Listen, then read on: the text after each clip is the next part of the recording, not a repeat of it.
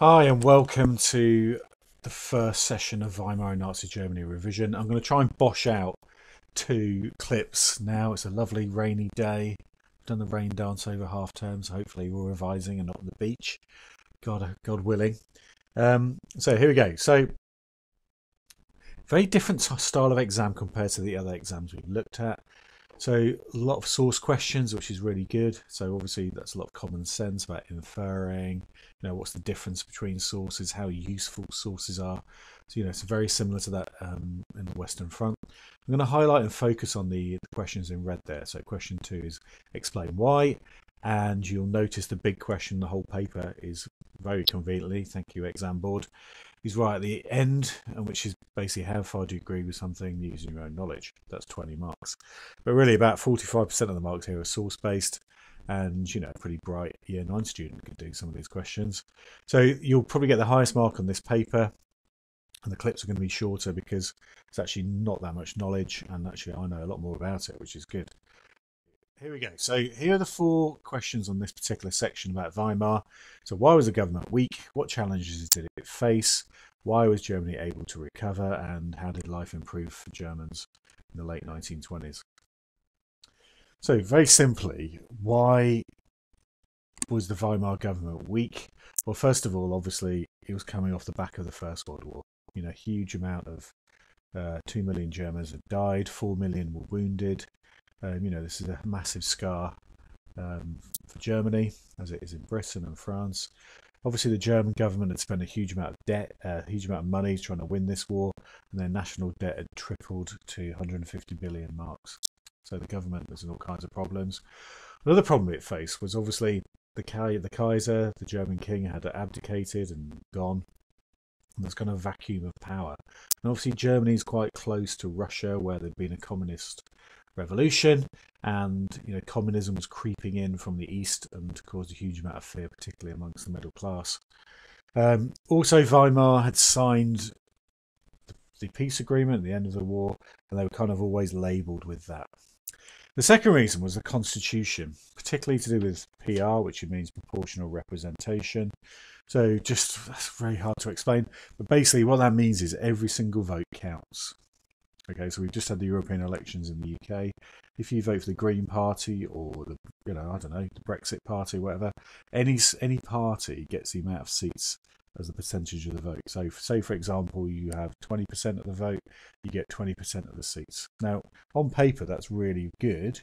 However, what it does lead to is lots of different parties, lots of different governments. So you have lots of coalition governments who maybe rule for a year, 2 years, and then they change. It's quite weak. Also, small parties gain a voice. Like the Green Party in the UK, or like at the moment the Brexit Party, and in the case of Germany, the Nazi Party.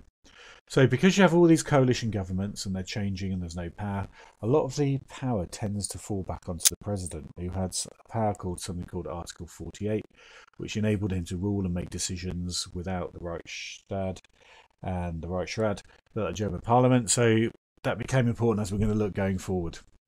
The third reason why the government was weak was clearly the Treaty of Versailles. They were forced to accept war guilt, pay the ridiculous reparations. Their military was limited to 100,000 and 100,000 men. No air force, limited navy. How can we defend ourselves? They also lost a huge amount of land, like places like Silesia to Poland, which was a big coal mining area. And the Germans became kind of victim complex. We've been stabbed in the back. And the Weimar government was kind of, attached to that blame because they'd signed the agreement. So I think that's a pretty easy question overall. Okay, challenges that they faced. So I've kind of tried to make this simple. So the first challenge they faced was from communism on the left wing. They had a lot of Soviet backing. Soviet backing, I know what that means. Russian backing. So a lot of money was provided to them and weapons. So somebody called Rosa Luxemburg and Karl Liebknecht kind of started a revolt in Berlin, and they took over newspapers and they tried to organise a general strike in Berlin.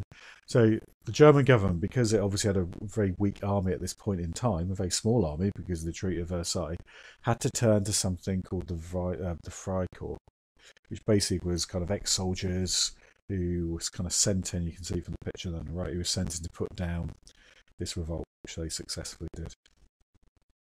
Also, during the whole history of Weimar, there was a huge amount of political assassinations, people gunned down in the streets, blown up, all kinds of things. And often the people who killed the politicians were often given quite lenient sentences by judges. The other revolt on the right there is something called the Kapputsch. So basically, in March 1920, fearing unemployment and things that are going on at the time in Germany, a politician called Wolfgang Kapp went to Berlin and basically tried to take over. So by this point, there's about 250,000 men. So the only thing the government could do to get rid of the Kapputsch was to appeal to workers who went on strike, and totally, electricity, gas, all those essential services stopped. So eventually they were kind of arrested and put in prison. So again, this failed. But really, all of these things showed the weakness of the German state at this time. Huge amount of threats and Russia and communism, the ex-military and disbanding the weapons, and also the instability of law and order with the assassinations. So one of the biggest questions here is about hyperinflation. So a little recap. In 1918, the end of the First World War, Germany was pretty much bankrupt, no money at all. So obviously it had to pay this reparations amount from the Versailles Treaty. So one of the things they started to do was to print money. Now the reason they did that was because they couldn't borrow money because nobody would lend Germany any money. They couldn't sell anything because obviously Germany had spent everything during the war. They couldn't increase taxation because unemployment was so high. So Germany was in a pretty desperate position, and so they were forced to print money. So by January 1923, the Germans missed a repayment. So the French decided to take dramatic action, and they effectively were like bailiffs, knocked on the door and invaded the Ruhr. Now, so the idea behind that was they'd go to the factories, they'd take away machinery, basically get their reparations payment. So the German response to this was that workers in the Ruhr went on strike. The factories closed.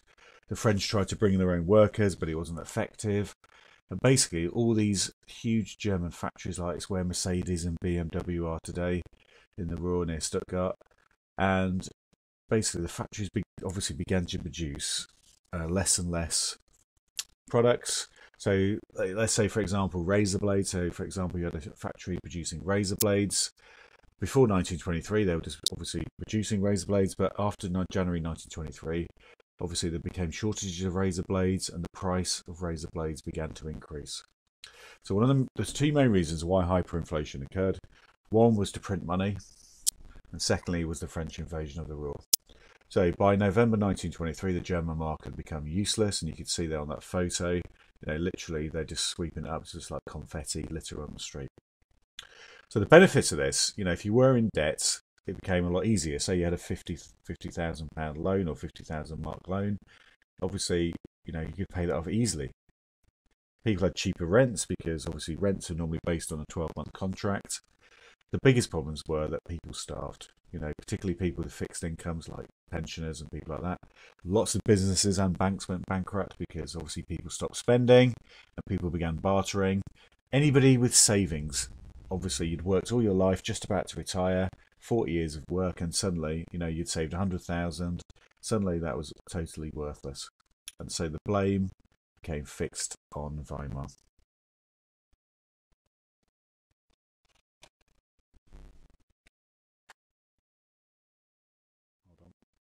So on to the third question, as Meryl Mate Gustav Stresemann. So how was Germany able to recover from this? So three things he put in place. So first of all, it became clear that they needed to establish a new currency, which he did call the Rentenmark. And importantly, this was tied to the price of gold, which made it a stable currency, which foreign investors and everybody else could use as security. This increased confidence in the whole market. Secondly, the Dawes plan. Dawes was an American banker. So basically they came to an agreement with the Allies and everybody else, that they would reduce the reparations temporarily to £50 million a year to enable the Germans to recover. And importantly, they began to lend billions of dollars to the German government and German businesses. So really this is a huge shot in the arm, a bit like an adrenaline shot to really boost the German economy. This has improved even more in 1929 by a guy called Young, the Young Plan. So they actually fixed to reduce the reparations from 6 billion to 2 billion. So that, that was a huge weight off the mind. And famously, they extended the repayment period to about 1988, I think it was. So really, the Germans had to pay less each month, less each year, because they just stretched the amount over a number of more years. As Hitler famously said, we're passing the debt onto the unborn. So he kept going on about these things. So remember, all these things were Hitler's narrative, things that he put in his speeches: Treaty of Versailles, the Young Plan, the debt, etc. Now, the other problem that Stresemann faced, or Stresemann actually did, was obviously Germany didn't have any friends in the world community. Every country had come out of a pretty horrific trench war. People had lost relatives. They didn't want to be friends with the Germans. So, Stresemann was very keen to engage Germany back into the international community. And this began in 1925 with the Locarno Pact, where Germany agreed to the new French borders that had been set out by the Treaty of Versailles. So what was the impact of this? Well, it improved relations with the French, their nearest neighbour, and it also boosted the confidence and popularity of the Weimar government, which was important. As kind of in line with the Locarno Pact, it was agreed that Germany would be allowed to join the League of Nations. We would know that today as the United Nations. And the important thing about that is Germany was now being heard on the world stage. And again, it gave confidence to the German government. The last thing is the very snappily titled the Kellogg, obviously Kellogg cornflakes. So he was an American guy, and Briand was a French guy who basically had this very idealistic, idea that all countries would never use war, man, and it's going to be peace in mankind forever and ever. So don't worry too much about that. But really, it made Germany, it showed that Germany was a major power and sharing the same table with all the big countries like Britain, France, America, etc. It also showed how successful moderate parties could be under people like Stresemann. And again, the key word there is confidence. So Germans had more confidence. So the last one is, how did life improve for Germans in the 1920s? Again, it's pretty easy. So firstly, the standard of living improved. Obviously, these American loans, people got paid more and their working hours decreased. So win-win. Who wouldn't like that? Also, the government introduced unemployment insurance, so people would pay a percentage of their income, which was about 3%, into an insurance scheme where if they were unemployed or sick or whatever, they would get money.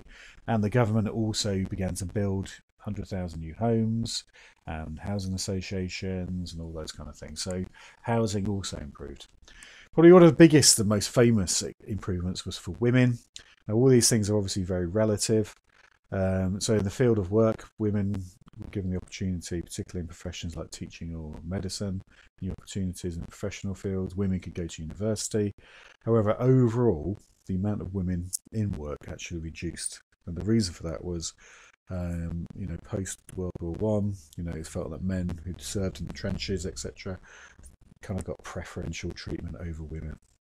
In terms of leisure, or leisure, as the Americans like to say, infamously, women had more independence, could wear short skirts, smoke, drink, go out by themselves, and basically have a good time. Happy days. However, this did not go down well. That's my wife phoning. Hold on, let's turn that off.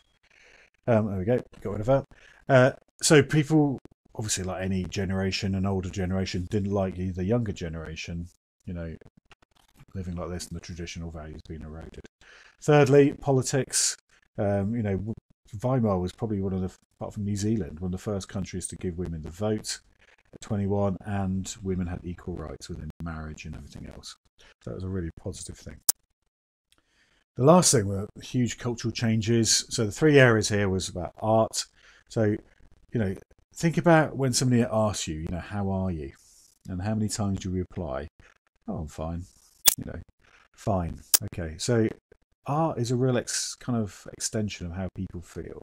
And during this time, the German government pumped a lot of money into artistic development because the French were, the Louvre in Paris and all that kind of stuff.